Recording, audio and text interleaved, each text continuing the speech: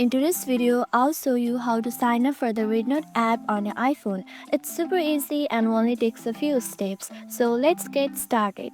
First, open up the RedNote app on your iPhone.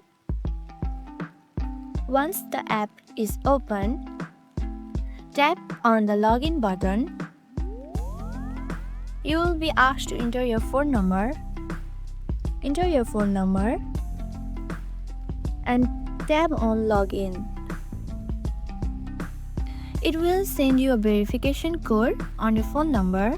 Once you get the verification code, log in with the code and you will be asked to choose the topics that interest you. Choose the topics you like and click on confirm. And that's it, you have successfully signed up for RedNote on your iPhone. It's that easy. If this video helped you, make sure to give it a thumbs up and subscribe for more tutorials. If you have any questions, drop them in the comments below.